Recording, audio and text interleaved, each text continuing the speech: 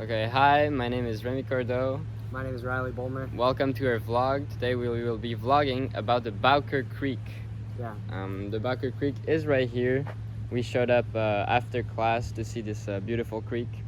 The creek starts on the UVic campus, which is more elevated than sea level. The altitude is pretty high up, and it goes towards the Pacific Ocean, right? Yeah. I think so. Yeah, it starts at Mount Ptolemy and flows towards the Pacific Ocean through UVic and Oak Bay. Exactly, yeah. And a special interesting fact about this is that before it was obviously just made with nature and made by rivers and rain, but most of it got put underground by humans to, like you see this tunnel right here.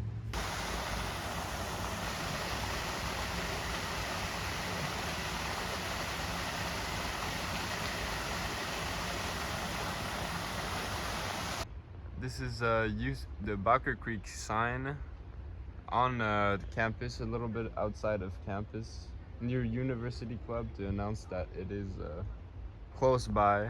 As you can see, there's ducks, frogs, and dragonflies, which a river in a city attracts a lot of biodiversity, right? Yeah, and biodiversity.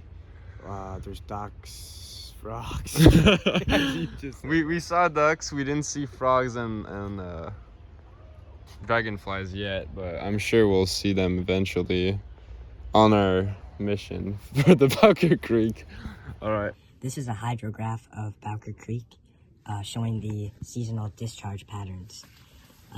Here we have a hydrograph from the BC Water Tool from the government of British Columbia. As you see, the yellow is the current discharge. The highest discharge was 0.4 cubic meters per second, which occurs during rainier months. The current highest was in April. The lowest flow occurs during the drier months between July and August, where the flow was 0 cubic meters per second, as you see between July 1st and 31st. The highest historical flow was 0.74 cubic meters per second, occurring in December 21st. This is because there's more rainfall during winter and fall. That's the rainier months. And during spring and summer, there's less rainfall because it is a drier season. Okay. This is a topographical map of Bowker Creek in Victoria. So as we can see, Bowker Creek starts at UVic at approximately 62 meters. Then it flows west to Shelbourne. It travels down Shelbourne, and then Mount Ptolemy, which is at an elevation of 120 meters.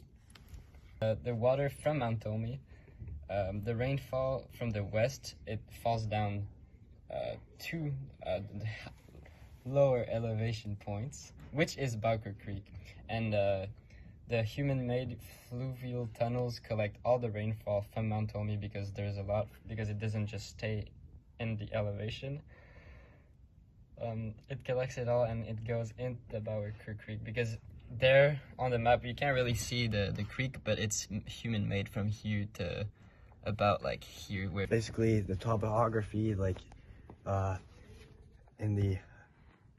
from Mount Ptolemy where it flows down, there's a higher erosion because it has a steeper gradient, so it picks up more sediment.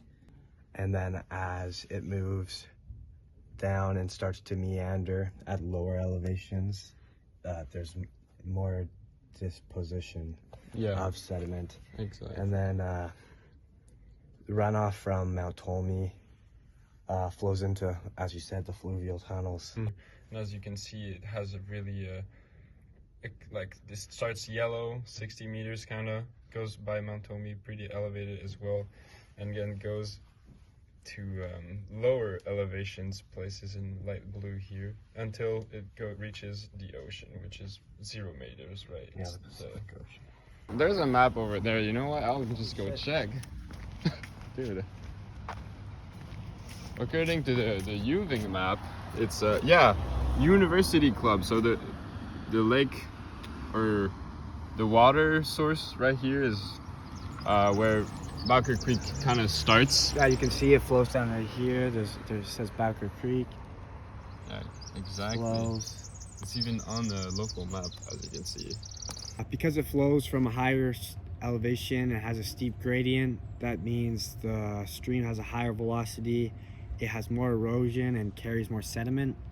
And as it moves farther down, it flattens out, means less erosion, and it carries less sediment. It meanders in some areas, but due to urban channels, it has limited the ability of the stream to meander.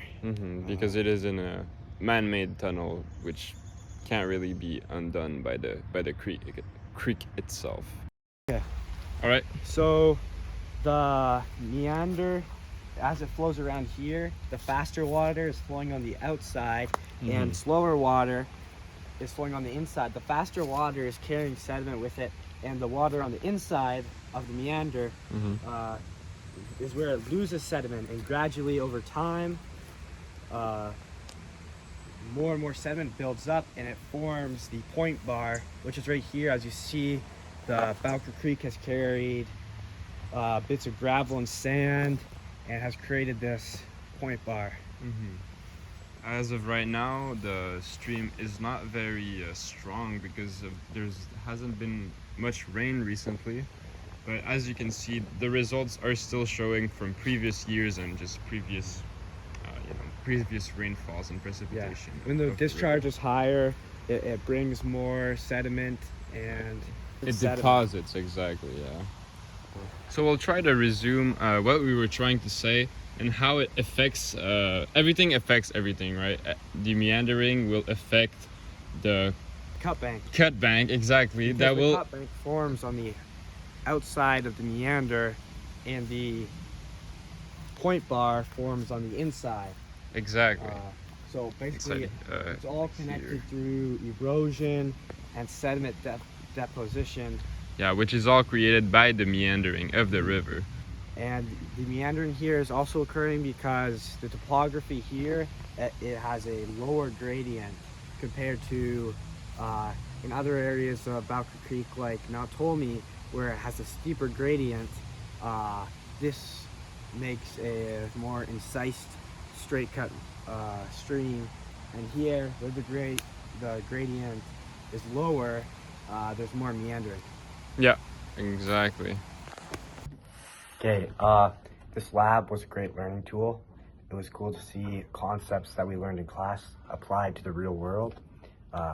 Looking at like how point bars are formed in real life, the meander, the cut banks, watching sediment be carried down the river, and looking at how like it goes from incised to meandering to like an urban areas, and how humans use the creek as a tool for them to get the water from the city through the ocean by making a tunnel. I actually realized that I had been in the Bowker Creek before without even realizing it was an actual like natural creek, just with humans like adding their own thing for collecting the water. So that was really fun learning all that, and very funny to film. So yeah, that's it.